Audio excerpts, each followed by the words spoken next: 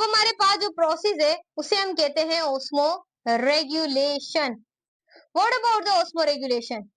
Osmo regulation क्या होती है? जब मेंटेनेंस होती है,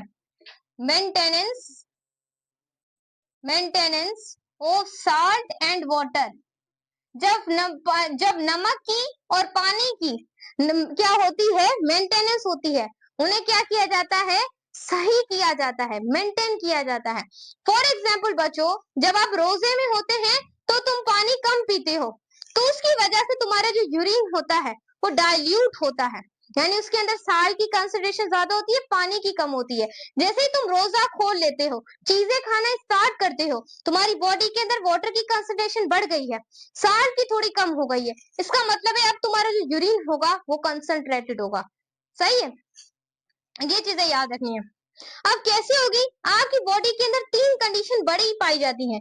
एक होती है कंडीशन जिसे आप कहते हैं हाइपरटोनिक, हाइपरटोनिक, और एक कंडीशन जो बॉडी की होती है वो होती है हाइपोटोनिक। क्या होती है? हाइपोटोनिक। एक कंडीशन जो बॉडी की होती है उसे सिंप्लीफाई आप कहते हैं आइसोटोनिक, आइसोटोनिक कहते हैं। अब हाइपोटोनिक जो होती है वो कौन सी कंडीशन होती है? जिसके अंदर साल्ट की जो कंसंट्रेशन है वो क्या हो? ज्यादा हो, और वाटर की कंसंट्रेशन क्या हो? लो हो। तो इसे हम कहते हैं हाइपोटोनिक कंडीशन। हाइपोटोनिक जिसके अंदर साल्ट की कंसंट्रेशन कम हो और वाटर की कंसंट्रेशन क्या हो? ज्यादा हो, this is a hypotonic. Isotonic का मतलब है मेंटेनेंस हो, साल्ट भी सेम हो एंड वाटर भी। ये कंडीशन हमारी बॉडी के अंदर चलती है, आइसोटोनिक। बाकी जो जानदार है, मछलियां हो गई, इनके अंदर ना हाइपोटोनिक, और जो फ्रेश वाटर में रहती है वो तो हाइपोटोनिक जिसमें वाटर की ज्यादा साल्ट की कम। लेकिन जो मेरीन वाटर गंदे पानी में रहती है वहां पर साल्ट की कंसंट्रेशन ज्यादा होती है और वाटर की कम होती है। नेक्स्ट हमारे पास है कि किस तरीके से ओस्मो रेगुलेशन होती है जो कि फ्रेश वाटर एनिमल्स के अंदर। ओस्मो रेगुलेशन की स्टूडेंट बात करने वाले हैं, तो यहाँ पर आपने क्या करना है, ध्यान में रखना है।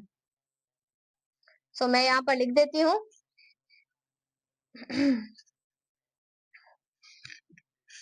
Osmo regulation, osmo regulation in fresh water, सबसे पढ़ेंगे फ्रेश वाटर एनिमल्स में। बिस्मिल्लाहिर्रहमानिर्रहीम, अस्सलाम वालेकुम। आज हम पढ़ने वाले हैं कि किस तरीके से ओस्मो रेगुलेशन होती है फ्रेश वाटर और मेरीन वाटर में जो फिशेस होती हैं उसकी हम पढ़ने वाले हैं। बहुत क्रिस्टल क्लियरली करेंगे टॉपिक को।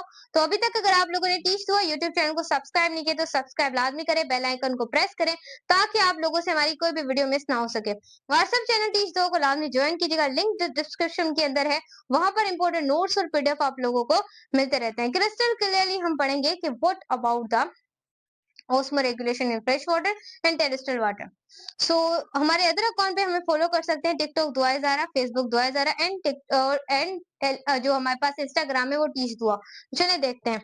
अब देखिए हमारे पास ओस्मो रेगुलेशन किस तरीके से फ्रेश वाटर एनिमल्स में होती है। अब याद रखें, हम अगर मछलियों की बात करते हैं, किसकी बात करते हैं? मछलियों की बात करते हैं। ये क्या है? तुम्हारी मछली है। ये मैंने बनाने की कोशिश तो कर रही हूँ लेकिन बन जाए मुझसे मछली। सो यहाँ पर देखिएगा, ये तुम्हारी क्या है? मछली है। दिस इज योर मछली। अब ये जो मछली है इसके क्या होंगे? देखे यहाँ पर, हाँ।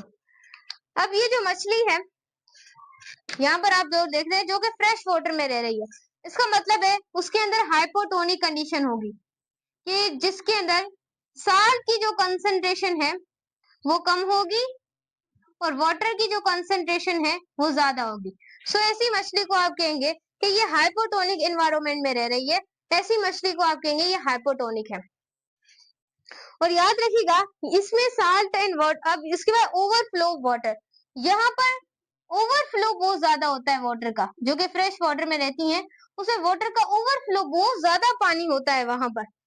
तो ये क्या करती हैं, इसके अंदर वाटर की कंसंट्रेशन कम है, साल्ट की ज्यादा है, तो ये अपनी कंसंट्रेशन को मेंटेन रखने के लिए ये जो फूड खाती हैं, ये जो खाना खाती हैं, वो ऐसा खाती हैं जिसके अंदर साल्ट की कंसंट्रेशन ज्यादा हो और जो पानी की जो कंसंट्रेशन है वो कम हो, ये ऐसा खाना खाती हैं।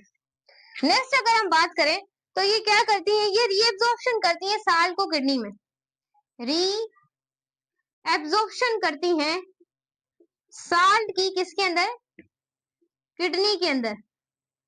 यानी ये फूड जिसके अंदर साल्ट की कंसंट्रेशन ज्यादा हो, वाटर की कम हो, वो वाला खाएंगी, और ये अपनी किडनी के अंदर क्या करती है, साल्ट को बचा के रखती है ताकि जब साल्ट की कंसंट्रेशन कम हो ये उसके काम आ सके। नेक्स्ट आप लोगों के पास है, इनके पास सेल्स होते हैं, यहाँ पर पाए जाते हैं, उसे हम आयोनोसाइट्स कहते हैं, जिसे हम क्या बोलते हैं, आयोनोसाइट्स। आयोनोसाइट्स क्या होते हैं, आयोनोसाइट्स इनके पास एक तरह के सेल्स पाए जाते हैं जो क्या करते हैं, वो आप लोगों के पास हेल्प करते हैं इनटेक आयंस, इनटेक जो आयंस है उसमें क्या करते थे, मदद देते हैं, जैसे कि मैग्नीशियम हो गया, मैग्नीशियम हो गया, उसके बाद सोडियम हो गया, उसके बाद क्लोरीन हो गया, तो ये याद रखना है। और ये जो प्रोड्यूस करते हैं ये करती है डाइल्यूट यूरिन। डाइल्यूट यूरिन का मतलब है कि जिसके अंदर साल्ट की कंसंट्रेशन ज्यादा हो, वाटर की कम हो।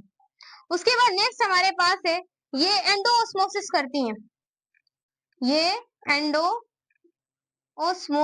करती हैं, इनकी फिश, ये जो फिश है बच्चों, इसके अंदर पानी ज्यादा होता है, तो ये क्या हो जाती है, सॉइल, ये फिशेस क्या हो जाती हैं, पानी ज्यादा होने की वजह से सॉइल को फटने का खतरा होता है। जैसे ही पानी इनके अंदर जाता है, सो ये पानी को क्या करती हैं, पानी को ज्यादा से ज्यादा निकाल रही होती है यूरिन के जरिए। यहाँ पर एक एंडोऑस्मोसिस का प्रोसेस भी क्या होता है, अकर होता है, यानी कि पानी क्या होता है, लोअर कंसंट्रेशन से हायर की तरफ जाता है, यानी कि बाहर जो है, बाहर पानी ज्यादा है और साल्ट अंदर क्या है, कम है, सो वो लोअर से कहाँ जा रही है, हायर में जा रही है। अगर हायर टू लोअर जाती तो ओस्मोसिस होती, ये लोअर टू हायर जा रही है, बाहर पानी की कंसंट्रेशन ज्यादा है, अंदर साल्ट की कंसंट्रेशन कम है, तो ये क्या जाएंगी, ये बाहर से, ये अंदर से, सॉरी लोअर से, अंदर से बाहर की तरफ आएंगी, तो ये एंडो ओस्मोसिस। अगर बाहर से अंदर की तरफ आती, हायर टू लोअर आती, तो ये ओस्मोसिस होती, बट ये यहाँ पर क्या है, एंडो ओस्मोसिस है, कि ये हाइपोटोनिक, यहाँ पर साल्ट की कंसंट्रेशन कम है, वाटर की ज्यादा है, यहाँ पर ओवरफ्लो वाटर हो रहा है, बहुत ज्यादा फ्लो वाटर। उसके बाद यहाँ पर फूड साल्ट की कंसंट्रेशन ज्यादा है, पानी की कम है, ये रीअब्जॉर्प्शन कर रही है साल्ट की किडनी के अंदर। यहाँ पर सेल्स पाए जा रहे हैं जिन्हें हम आयोनोसाइट्स कह रहे हैं, जो आयंस को इंटेक करते हैं, इनके अंदर सोडियम मैग्नीशियम क्लोराइड पाए जाते हैं, ये प्रोड्यूस करती है डाइल्यूट यूरिन को और एंडोऑस्मोसिस करती है। अगर मैं यहीं से हेडिंग को हटाकर लिख दूं, टेरेस्ट्रियल के लिए पढ़ रहे हैं, सॉरी अब हम पढ़े मेरीन, मेरीन वाटर के लिए अगर हम पढ़े हैं, जो मेरीन वाटर के अंदर फिशेस रहती हैं वो क्या करती हैं, सो उनके बारे में पढ़ते हैं। ये समझ ले, ये अभी फिश हो गई है मेरीन वाटर के लिए, इसके लिए हो गई है मेरीन वाटर के लिए, तो ध्यान में रखिएगा। अब ये फिश हो गई है मेरीन वाटर के लिए, हो गई है फिश। मेरीन वाटर के अंदर याद रखिएगा कंडीशन होती है हाइपरटोनिक, कंडीशन क्या होती है, कंडीशन आर हाइपरटोनिक। हाइपरटोनिक का मतलब है जिसके अंदर साल्ट की कंसंट्रेशन क्या हो, ज्यादा हो, और पानी की जो कंसंट्रेशन है वो कम हो, सो इसे आप कहते हैं ये हाइपरटोनिक एनवायरनमेंट है, जो कि मेरीन फिशेस के पास होता है। याद रखिएगा ये इंटेक करती हैं, ड्रिंक करती हैं मोर वाटर को, ड्रिंक क्यों करती है, ड्रिंक वाटर को करती है मोर, ताकि इनमें पानी की कंसंट्रेशन मेंटेन हो सके, ये वाटर की तो पहले ही ज्यादा है।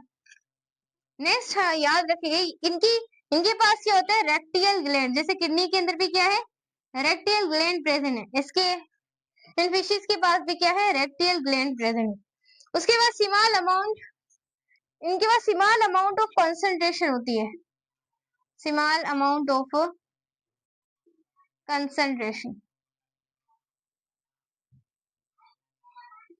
उसके बाद स्टूडेंट्स यहाँ पर आपने देखना है, उसके बाद इसमें डिहाइड्रेशन अकर होती है। डिहाइड्रेशन भी इन फिशेस के अंदर अकर होती है। क्यों? क्योंकि यहाँ पर पानी की कमी होती है। लॉस ऑफ वाटर को आप कहते हैं डिहाइड्रेशन। तो इन फिशेस में पानी की कमी होती है, इस वजह से इसमें डिहाइड्रेशन अकर होती है। अब जैसे पानी आया है तो आयनोसाइड से हेल्प देंगे कि ये पानी की कंसंट्रेशन को मेंटेन कर सके। सो यहाँ पर अंदर पानी की कंसंट्रेशन अंदर पानी की जो कंसंट्रेशन है वो कम है, बाहर ज्यादा है। तो ये हायर से अब क्या कहाँ गई फिशेस का पानी? लोअर में गया। सॉरी जी, अंदर कम है, बाहर ज्यादा है, तो हायर टू लोअर जाएगा। इसका मतलब है यहाँ पर ऑस्मोसिस अकर होगी। Osmosis are अकर्सिंग। सो ये चीज आपने याद रखनी है। आई होप यू अंडरस्टैंड कि ये आप लोगों के पास फिशेस होती क्या है। अब इस फिशेस के अंदर एक होते हैं ऑस्मो रेगुलेटर, एक आप लोग पढ़ते हैं ओस्मो कन्फॉर्मर्स। इसके अंदर आप पढ़ते हैं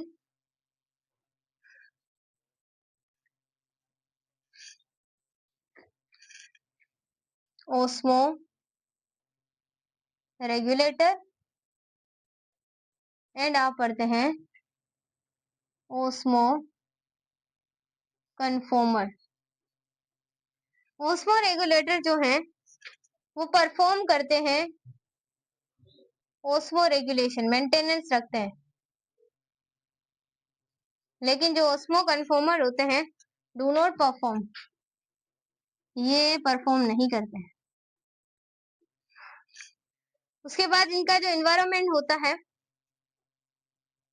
इनका जो एनवायरनमेंट होता है वो उसमें फ्रेश वाटर होता है, फ्रेश वाटर वाले रहते हैं, मेरीन लेते हैं, टेरेस्ट्रियल रहते हैं, ये सारे यहाँ पर रहते हैं। और इसकी जो एग्जाम्पल, अगर मैं एग्जाम्पल की अगर यहाँ पर बात करूं, यहाँ पर आ जाते हैं बर्ड्स और हमारे पास आ जाते हैं मेन, कार्प, ये एग्जाम्पल है इसकी। उसके बाद इन्वायरमेंट चेंज, इनका जो इन्वायरमेंट क्या होता है ओस्मो कन्फॉर्मर का, इनका जो इन्वायरमेंट होता है वो वेरिएबल होता है, वो चेंज होता रहता है, चेंज होता रहता है। इसके अंदर ओनली मेरीन वाटर की फिशेज रहे, ओनली मेरीन वाटर वाले रह सकते हैं, फ्रेश वाटर वाली नहीं। सही। इसकी एग्जाम्पल आप लोगों के पास है जेलीफिश, शार्क्स एंड ऑक्टोपस, ये वाली इसके अंदर रह सकती है, बाकी नहीं रह सकती। देखें ओस्मो रेगुलेटर जो परफॉर्म करेंगे ओस्मो रेगुलेशन, जैसे इन्वायरमेंट को मेंटेन रखेंगे, और उसके बाद फ्रेश वाटर और मेरीन में रहेंगी, टेरेस्ट्रियल ये वाले रह सकते हैं यहाँ पर, जैसे कि बर्ड्स, मेन और कार्प हो गया। नेक्स्ट स्टूडेंट्स आप लोगों के पास है वो है कि do not perform a osmoconformer, ये परफॉर्म नहीं करते ओस्मो रेगुलेशन, इनका एनवायरमेंट वेरिएबल होता है, ये मेरीन वाटर वाले होते हैं, जैसे कि मैंने आपको ये बता दिया।